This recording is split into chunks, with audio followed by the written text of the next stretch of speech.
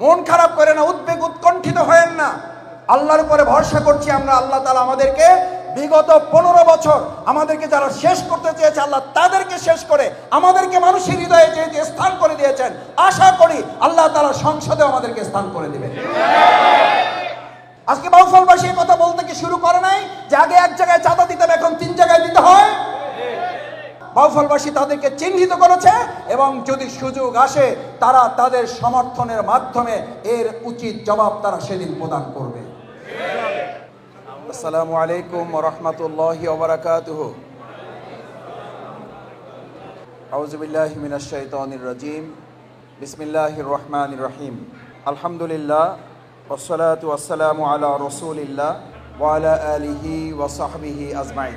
আজকের এই গুরুত্বপূর্ণ আয়োজন গাজীপুর আমাদের বাউফল ফাউন্ডেশনেরই গাজীপুরস্থ বাউফলবাসী যারা সম্মানিত, সে সমস্ত ভাই এবং বোনদের আজকের এই মিলন মেলার সম্মানিত সভাপতি, আমার একান্ত শ্রদ্ধাভাজন জনাব মোহাম্মদ শাহাবুদ্দিন মাস্টার, আজকের প্রোগ্রামের প্রিয় সঞ্চালক বিশিষ্ট ব্যাংকার আমার একান্ত প্রিয় ভাই জনাব মোহাম্মদ রহমতুল্লাহ, ইতিমধ্যে আপনাদের সামনে খুবই গুরুত্বপূর্ণ আলোচনা করেছেন যে অনেক দূর গিয়ে কষ্ট করে পরিশ্রম করে যার বক্তব্য শুনতে হয়, তিনি নিজে আমাদের কাছে এসে যার কথাগুলো বলেছেন, আমাদের আমন্ত্রণ গ্রহণ করেছেন বিশিষ্ট আলেমদ্বীন, ইসলামী চিন্তাবিদ, ইসলামিক স্কলার শায়েখ মাওলানা মোহাম্মদ জামাল উদ্দিন হাফিজাহুল্লাহ। আজকের প্রোগ্রামের অনেক অতিথিবৃন্দ এখানে আছেন, আমি সময়ের কারণে আর আপনাদের সামনে তাদের নাম উপস্থাপন করছি না। আমার অনেক শ্রদ্ধাভাজন পিতৃ সমতুল্য মুরব্বীরা আছেন, ওস্তাদগণ আছেন, আমার সম্মানিত এবং প্রাণপ্রিয় ভাইয়েরা আছেন, আমার সামনে অনেক গুরুত্বপূর্ণ ব্যক্তিবর্গ আছেন, বিশিষ্ট ব্যবসায়ী নেতৃবৃন্দ আছেন, শিক্ষকবৃন্দ আছেন, আমার মায়েরা এবং আমার বোনেরা এখানে আছেন। আমি মা এবং বোনদের জন্য আলাদা করে সালাম জানাচ্ছি যে তারা তাদের ছুটির দিনের আজকের ব্যক্তিগত, পারিবারিক, সামাজিক অনেক কাজ রেখে গাজীপুরস্থ বাউফলবাসীর আমন্ত্রণে তারা এখানে কষ্ট করে তাদের বাচ্চাদের নিয়ে, তাদের কলিজার টুকরা সন্তানদেরকে নিয়ে এখানে তারা উপস্থিত হয়েছেন।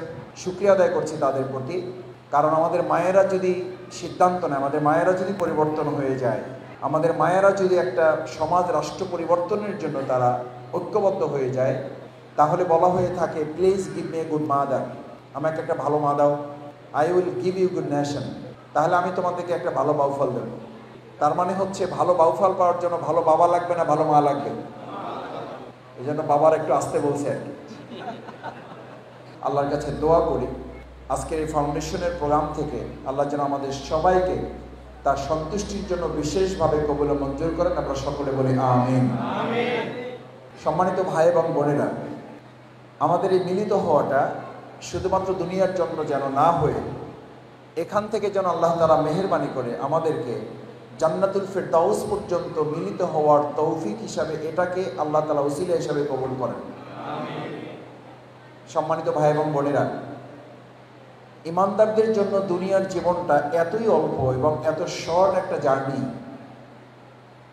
যে কারণে আল্লাহ তাআলা পরকালীন জীবনটাকে আসল জীবন বলেছেন। ইয়া লাইতানি কদ্দামতু লি হায়াতি।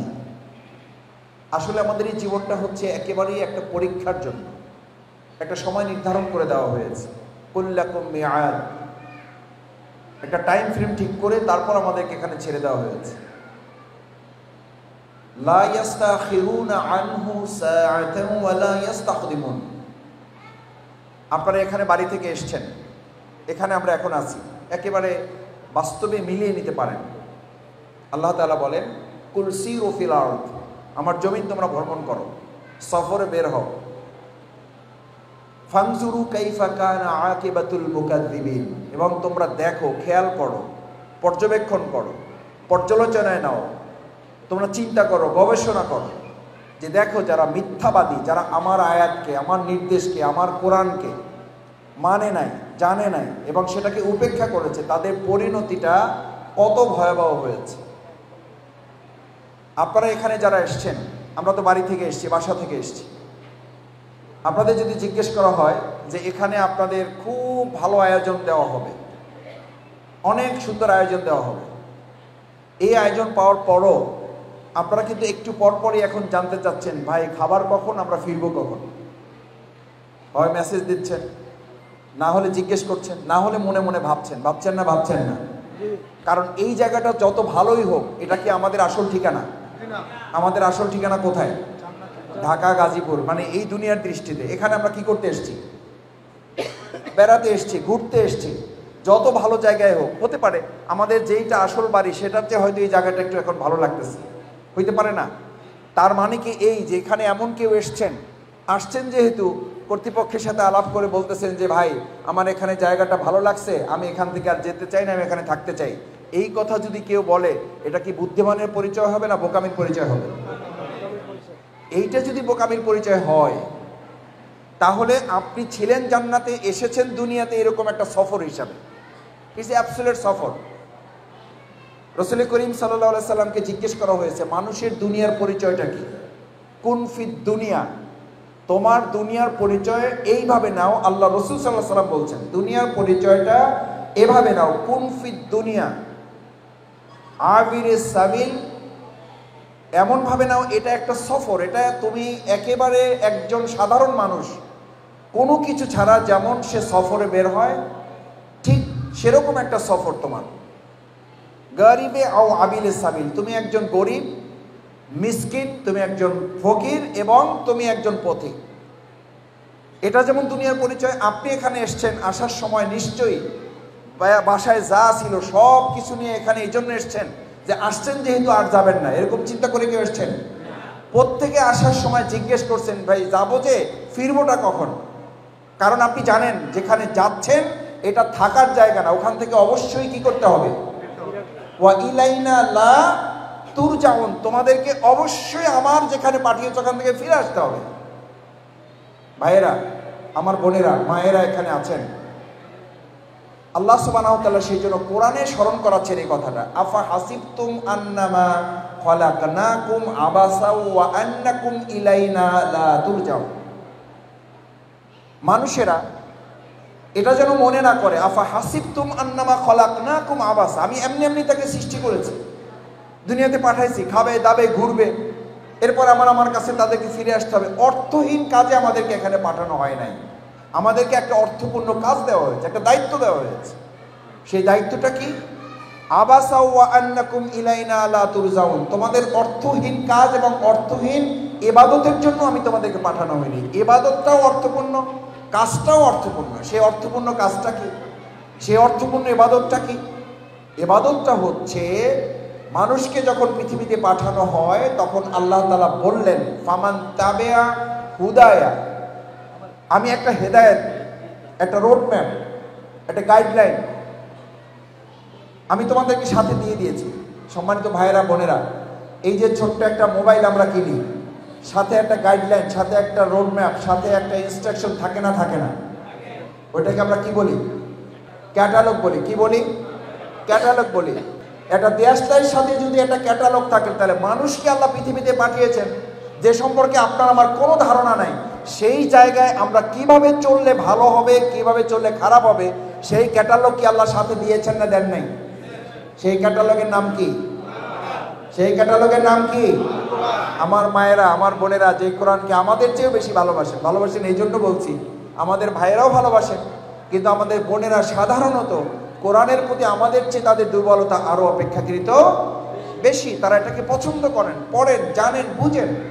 সেই ক্যাটালগ থেকে আল্লাহ তাআলা বলছেন ফামান তাবিআ হুদায়া, এই ক্যাটালগটা যদি তুমি অনুসরণ করো তাহলে তুমি সঠিক পথ পাবে। ভাইয়েরা, আল্লাহ তাআলা বললেন ক্যাটালগ অনুসরণ করলে সঠিক পথ পাবেন, তার অর্থ হইল ক্যাটালগ অনুসরণ না করলে আমরা বিভ্রান্ত হব। এটা কি সত্য না মিথ্যা? সত্য। আচ্ছা, এখন যে সমাজে আপনি বাস করেন, যে রাষ্ট্রে আপনি বাস করেন, সেই রাষ্ট্রে যে ক্যাটালগ দিয়ে আল্লাহ আমাদেরকে পাঠিয়েছেন, সেই ক্যাটালগ কি আমরা মানতে পারতেছি? পারতেছি না। যার কারণে কি হচ্ছে? আমরা কি হচ্ছি? ফাদল্লু আদাল্লু, আমাদেরকে যারা ক্যাটালগ দিয়ে চালাবেন তারা নিজেরাই বিভ্রান্ত, আমাদেরকে কি পথ দেখাবে? প্রিয় নবী রাসূল করিম সাল্লাল্লাহু আলাইহি ওয়াসাল্লাম বলেন ফাদল্লু আদাল্লু, তারা নিজেরা বিভ্রান্ত হবে এবং তাদের অনুসারীদেরকে তারা বিভ্রান্ত করবে। সেই জন্য বলা হয়েছে তুমি যদি সঠিক পথে চলতে চাও, তুমি যদি বিভ্রান্ত না হতে চাও, তুমি যদি হেদায়েতের রাস্তায় চলতে চাও, তাহলে আমার দেওয়া ক্যাটালগ অনুযায়ী যারা মসজিদ, সমাজ, রাষ্ট্র গণভবন, বঙ্গভবন, সংসদ ভবন পরিচালনা করবে, সেই রকম নেতৃত্ব যদি তোমরা প্রতিষ্ঠা করতে পারো, তাহলে তোমরা বিভ্রান্তির পরিবর্তে সঠিক পথ পাবে। সুবহানাল্লাহ। আমার সম্মানিত ভাই, আল্লাহ তাআলা এবার বলে দিলেন, ফামান তাবিআ হুদায়া ফালা ইয়াদিল্লু ওয়ালা ইয়াশকা। ফালা ইয়াদিল্লু ওয়ালা ইয়াশকা। তোমরা শুধুমাত্র বিভ্রান্তি হবে না তা না, তোমাদের কপালে আর দুর্ভোগ হবে না, তোমাদের কপালে আর খারাপ কিছু হবে না, তোমাদের অমঙ্গল হবে না, তোমাদের দুশ্চিন্তা হবে না, তোমাদের ভয় হবে না, তোমাদের রিজিক নিয়ে টেনশন করতে হবে না। ওয়া ইন আসাবাকা শাইউন ওয়ালা তাজাস। কোন দুশ্চিন্তা তোমাদের মধ্যে আসবে না। ওয়ালা তাজাস, কোন উৎকণ্ঠা তোমাদেরকে পাবে না। কখন পাবে না? ওয়াস্তাইন বিল্লাহ। সমস্ত কিছুর জন্য সাহায্য চাইতে হবে কার কাছে? আল্লাহর কাছে। আমরা একটু আগে সাহায্য চাই আসছি কার কাছে? আল্লাহর কাছে। ইয়াকা নাবুদু ওয়া ইয়াকা নাস্তাইন। আমরা একমাত্র আপনার গোলামি করে, ভালো করে বুঝেন, ইয়াকা নাবুদু সাহায্য পাওয়ার জন্য আগে আপনার গোলামি ঠিক করতে হবে যে আপনি কার গোলাম। গোলাম হইলেই কেবল আপনি তার সাহায্য পাবেন। আমরা আপনারই গোলাম, আপনার কাছে সাহায্য চাই। সাহায্য পাওয়ার জন্য আগে আপনাকে কন্ডিশন অ্যাপ্লাই করতে হবে, শর্ত পূরণ করতে হবে যে আমি আপনার গোলামি ছাড়া, যেহেতু কারো গোলামি করি না, একমাত্র আপনি ছাড়া পৃথিবীর আর কারো সাহায্য আমি প্রত্যাশা করি না। আজকে আমরা দুটো সিদ্ধান্ত কি নিতে পারি যে আমরা এক আল্লাহ ছাড়া কারো গোলামি করি না, কারো দাসত্ব করি না, কারো পরোয়া করি না। সুতরাং আমরা সেই এক আল্লাহ ছাড়া আর কারো কাছে সাহায্য। ভাই, যদি আল্লাহর গোলামি এবং তার সাহায্যের প্রতি আমরা নির্ভর করি, তাহলে গমের জন্য, টিউবওয়েলের জন্য, মসজিদের জন্য, উজুখানার জন্য, মাদ্রাসার জন্য, এতিমখানার জন্য, লিল্লা বোর্ডিংয়ের জন্য দুনিয়ার এমপি মন্ত্রীর কাছে ঘুরতে হবে না। এমপি মন্ত্রীরা মাদ্রাসার পিছে ঘুরবে, ঘুরবে না? ঘুরবে না? ঘুরবে না? ঘুরবে না? আর এখন এমপি মন্ত্রীরা অন্যায়ভাবে এক জায়গা থেকে রুটি রুজির ব্যবস্থা করে মাদ্রাসায় দেয়। আমাদের কপাল পুড়েছে তখন যে ওই মাদ্রাসা এমপি পিছনে ঘুরতে হয় বলে ওই মাদ্রাসা থেকে যত না আল্লাহর গোলাম তৈরি হয়, তার চেয়ে দুনিয়ার গোলাম তৈরি হয় বেশি। অথচ আল্লাহ তাআলা কোরআনে পরিষ্কার বর্ণনা করলেন, ওমাইয়াত্তাকিল্লাহ, যদি আল্লাহকে ভয় করে, ইয়াজআল্লাহু মাখরাজান। আমি বাউফলের জন্য বলি অনেক সময়, ভাইরা শফিকুল ইসলাম মাসুদের দিকে তাকায়েন না। শফিকুল ইসলাম মাসুদ কি? আল্লাহর নবী করিম সাল্লাল্লাহু আলাইহি সাল্লাম পর্যন্ত বললেন, কুল ইন্নী লা আমলিকু লাকুম দাররা ওয়ালা রাশাদা। ভালো করে বুঝেন, শফিকুল ইসলাম মাসুদ কিছু না, মাওলানা শেখ জামালউদ্দিন কিছু না, মাওলানা আব্দুর রাজ্জাক ভাই কিছু না, কিছুই দেয় আসে না, শাহাবুদ্দিন মাস্টার কিছুই দেয় আসে না। কেউ কিচ্ছু করতে পারবে না আপনার জন্য। কে করতে পারেন? কে করতে পারেন? তিনি ঘোষণা করছেন।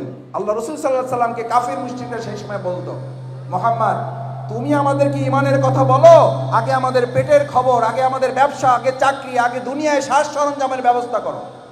আল্লাহ তাআলা তাকে জানিয়ে দিলেন, মুহাম্মদ তুমি তাদেরকে জানিয়ে দাও, কুল ইন্নী লা আমলিক, ইন্নী লা আমলিক। আমার মায়েরা, আমার বোনেরা, সন্তানদেরকে এটা শিখাতে হবে আমাদের। ভালো মন্দের ফয়সালা দুনিয়ার মানুষ মানুষজন করে না। কে করেন? কে করেন? আল্লাহ তাআলা এবার রাসূল সাল্লাল্লাহু আলাইহি সাল্লামকে দিয়ে বলাচ্ছেন, ইন্নী লা আমলিকু লাকুম দাররা ওয়ালা রাশাদা। আমি না তোমাদের কোনো কল্যাণ করতে পারি। আবার কেউ কেউ আমাদের ভয় দেখায়, যদি আমারে ভোট না দাও, যদি আমার সাথে না থাকো দেখে নেব। বলে না? বলে না? আগে বলছে, এখন তো আর বলে না, ভবিষ্যতে কেউ বলবে না। ইতিমধ্যে আমরা ফেসবুকে দেখছি যে 200 লাঠি রেডি করলে কেন্দ্র শায়েস্তা হয়ে যাবে। 200 কয়শো লাঠির কথা বলেছে? 200 লাঠি। আর এবার আমরা বলছি 200 লাঠির বিপরীতে আমাদের ইমানদার আল্লাহওয়ালা একজন মানুষ দাঁড়িয়ে বলবে এবার আমাদের হক, তাদেরকে মোকাবেলা করা কারো ছাড়া দেওয়া হবে না। কারণ যে আল্লাহর হক নষ্ট করে, সেই কেবল এই 200 লাঠির ভয় দেখিয়ে মানুষের হক নষ্ট করার পরিকল্পনা, সে আপনাকে ভয় দেখায়। আল্লাহ তাআলা বলেন, ওমাইয়াত্তাকিল্লাহ ইয়াজআল্লাহু মাখরাজান। আমাকে ভয় করো, আমি আল্লাহকে ভয় করো, ইয়াজআল্লাহু মাখরাজান। আমি শফিকুল ইসলাম মাসুদ বারবার বলছি, ভাইয়েরা হতাশ হয়েন না, কষ্ট নিয়েন না, মন খারাপ করেন না, উদ্বেগ উৎকণ্ঠিত হয়েন না। আল্লাহর উপরে ভরসা করছি আমরা। আল্লাহ তাআলা আমাদেরকে বিগত 15 বছর আমাদেরকে যারা শেষ করতে চেয়েছে, আল্লাহ তাদেরকে শেষ করে আমাদেরকে মানুষের হৃদয়ে যে স্থান করে দিয়েছেন, আশা করি আল্লাহ তাআলা সংসদে আমাদেরকে স্থান করে দিবেন। আল কোরআনের আলো, সংসদে জ্বলো, আল কোরআনের আলো। আমরা এটার জন্য চাচ্ছি, আমরা ব্যক্তি শফিকুল ইসলাম মাসুদ, ব্যক্তি আব্দুর রাজ্জাক, ব্যক্তি আব্দুর রহিম, আব্দুল করিম, আব্দুল সত্তারকে সংসদে পাঠাবো না। আমরা সংসদে পাঠাবো মহাগ্রন্থ আল কোরআন। আল কোরআনের কথা বলার জন্য যিনি যাবেন আমরা তার সাথে আছি। শফিকুল ইসলাম মাসুদ যদি আল কোরআনের সাথে পছন্দ না করেন, তিনি যদি আল কোরআনের আলোকে সংসদ পরিচালনার যোগ্য হন, আমরা শফিকুল ইসলাম মাসুদের ধারে কাছেও কেউ থাকবো না। কেন? আল্লাহ তাআলা কত সুন্দর ঘোষণা দিয়েছেন, ভালো করে খেয়াল করেন। ওয়ামাইয়াত্তাকিল্লাহ ইয়াজআল লাহু মাখরাজান। আমার মায়েরা, আমার বোনেরা, আমার ভাইয়েরা, ইয়াজআল লাহু মাখরাজান, আমি দুনিয়ার সমস্ত বিপদ থেকে তোমাকে মুক্ত করে দেব। সুবহানাল্লাহ। এ ভাইয়েরা, আল্লাহ তাআলা বিপদ থেকে মুক্ত করবেন আর এমপি সাহেবরা বিপদে ফেলবেন? পারবেন? আল্লাহ তাআলা বিপদ থেকে মুক্ত করবেন, মন্ত্রী আমাকে বিপদে ফেলবেন? পারবেন? আল্লাহ তাআলা বিপদ থেকে মুক্ত করার ঘোষণা দিয়েছেন, প্রধান উপদেষ্টা আমাকে বিপদে ফেলবেন? পারবেন?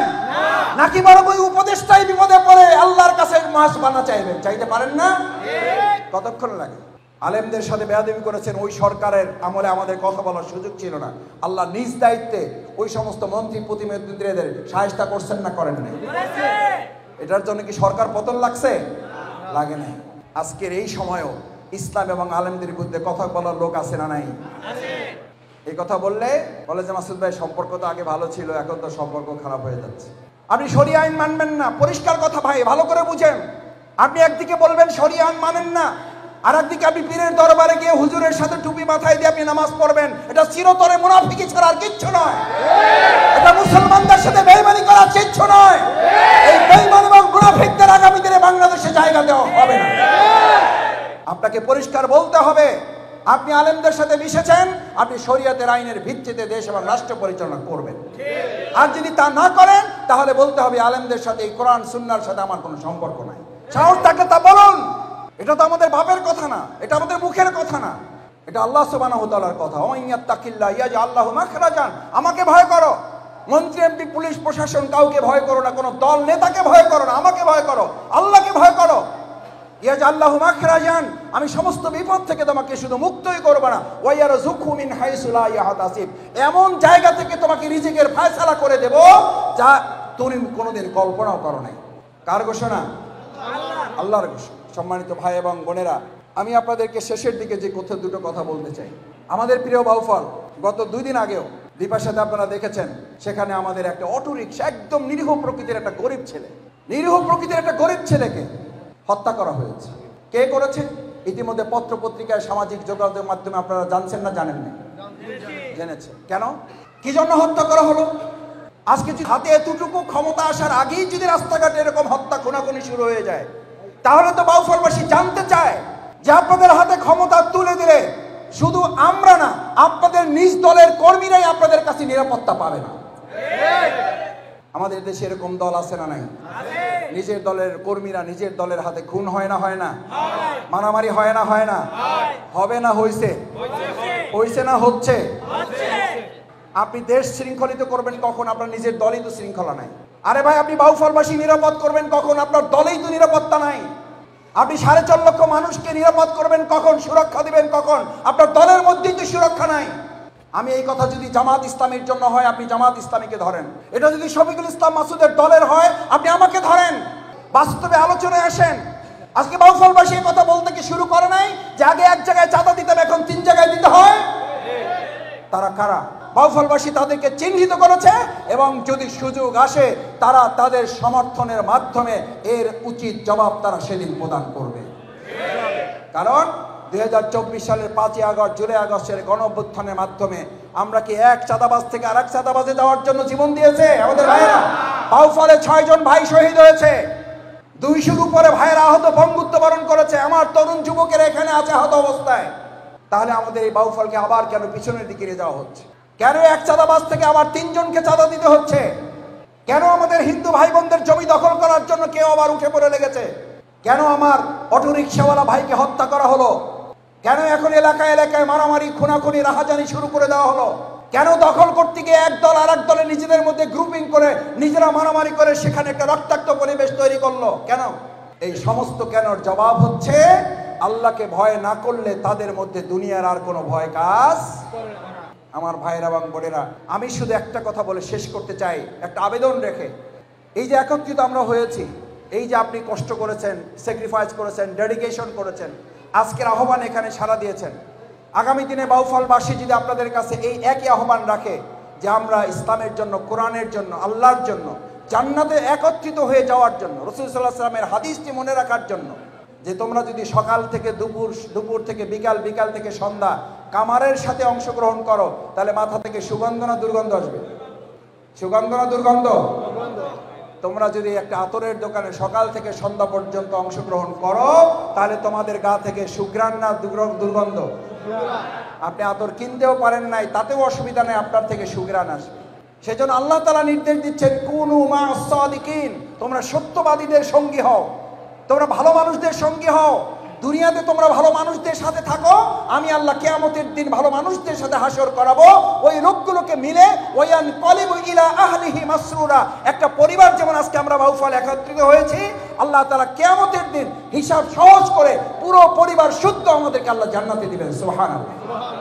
আমরা আজকে এখানে শুধুমাত্র একটা ভালো বাউফলের জন্য আসি নাই, আমরা ভালো একটা বাউফল করে আমরা জান্নাতেও একত্রিত হওয়ার জন্য, জান্নাতে একসাথে থাকার জন্য আজকে আমরা এখানে একত্রিত হয়েছি। আল্লাহ, আপনি এখানে যেহেতু একত্রিত করেছেন, আমাদের বাউফলকে কবুল করে আপনি জান্নাতেও আমাদেরকে একত্রিত করে দিয়েন, সেই প্রত্যাশা ব্যক্ত করে আমাদের সম্মানিত মুরব্বিয়ানে কেরাম, শিক্ষক মণ্ডলী, ওলামায়ে কেরাম, ব্যাংকের সম্মানিত সদস্যবৃন্দ, আমাদের মায়েরা, আমাদের বোনেরা, আমাদের কলিজার টুকরো সন্তানেরা, যারা কষ্ট করে সকাল থেকে আমাদের এই আয়োজনে সম্পৃক্ত হয়ে আজকের আয়োজনকে সফল করেছেন, অর্থবহ করেছেন, আমি আপনাদের প্রতি আশা রাখবো প্রত্যেকে বাড়িতে বাড়িতে, আত্মীয় স্বজন সকলের কাছে এটা বলতে হবে যে আমরা আগামী দিনে আমাদের সমর্থনের মাধ্যমে, আমাদের সহযোগিতার মাধ্যমে, আমাদের রায়ের মাধ্যমে, বন্দুকের যুদ্ধ লাগে না, বুলেটের যুদ্ধ লাগে না, তীর ধনুকের যুদ্ধ লাগে না, আল্লাহ তাআলা আমাদের সহজ ব্যবস্থা করে দিয়েছেন। আমরা ব্যালটের যুদ্ধের মাধ্যমে আল্লাহর দ্বীনকে বিজয় করার জন্য কে রাজি আছি ইনশাআল্লাহ? সবাই কি রাজি আছি ইনশাআল্লাহ? এই ব্যালটের যুদ্ধকে আমরা সবাই জিতবো ইনশাআল্লাহ? ইনশাআল্লাহ। তাহলে রাসূল করিম সাল্লাল্লাহু আলাইহি সাল্লামের সময় আমরা যদি জন্ম নিতাম, আমরা কি রাসূলের অনুসারী হতাম না আবু জেহেলের? কার? রাসূল সাল্লাল্লাহু আলাইহি সাল্লাম নাই, তার অনুসারী এই জামানায় আছে না নাই? আবু জেহেল নাই, আবু জেহেলের অনুসারী আছে না নাই? তাহলে আজকের যুগে রাসূলের অনুসারীদের পক্ষ নেব না আবু জেহেল, আবু লাহাবের অনুসারী নেব? রাসূলের অনুসারী হয়ে আমরা সত্য কোরআন এবং ইসলামের পক্ষে যারা, তাদের পক্ষ অবলম্বন করে ইসলামকে আমরা বিজয়ী করব। আল্লাহ তাআলা সেই ভূমিকা পালন করার তৌফিক দান করুন। সুবহানাকাল্লাহুম্মা ওয়া বিহামদিকা আশহাদু আল্লা ইলাহা ইল্লা আনতা আস্তাগফিরুকা ওয়া আতুবু ইলাইক। আপনারা বিশেষভাবে আমাদের জন্য দোয়া করবেন, আমরা আপনাদের জন্য দোয়া করি। আল্লাহ তাআলা যেন আমাদেরকে তার দ্বীনের আলোকে চলার এবং জান্নাত উপযোগী জীবন গঠন করার তৌফিক দান করেন। আসসালামু আলাইকুম ওয়া রাহমাতুল্লাহি ওয়া বারাকাতুহু।